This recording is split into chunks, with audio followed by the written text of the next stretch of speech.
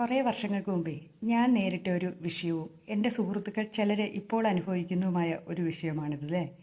നമുക്ക് പല സമയത്ത് നോ പറയാൻ പറ്റാത്ത അവസ്ഥ.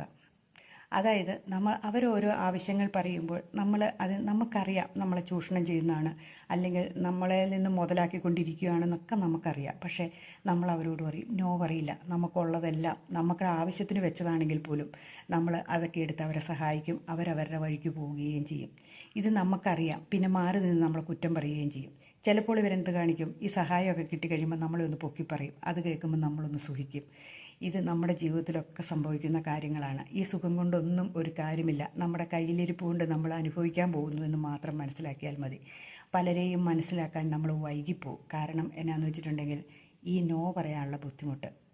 അപ്പോൾ മറ്റുള്ളവരെന്ത് വിചാരിക്കും, അവരെന്ത് വിചാരിക്കും എന്നോർത്തുകൊണ്ടൊന്നും നമുക്ക് കൃത്യമായ സമയത്ത് നോ പറയാൻ പറ്റിയില്ലെങ്കിൽ നമ്മൾ പലപ്പോഴും പല ചതിയിലും ചെന്ന് പെട്ടുപോകും. അതാരുമാകട്ടെ, എത്ര ബന്ധങ്ങളാട്ടെ, പിന്നെയും പിന്നെയും നമ്മുടെ അടുത്തേക്ക് വരികയും നമ്മൾ ഈ കുഴികളിൽ ചെന്ന് ചാടുകയും ചെയ്യുമ്പോൾ നമ്മൾ അറിയുന്നില്ല എന്നാണ് അവർ വിചാരിക്കുന്നത്.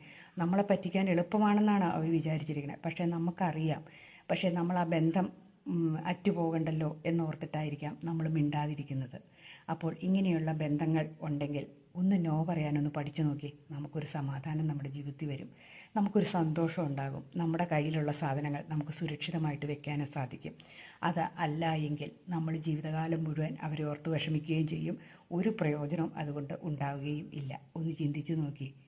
ഇങ്ങനെയുള്ള ബന്ധങ്ങളൊക്കെ ഉണ്ടല്ലോ, ഒന്ന് നോയിൽ ഒതുക്കി തീർത്തു നോക്കിക്കേ, ഒരു സമാധാനം കിട്ടും.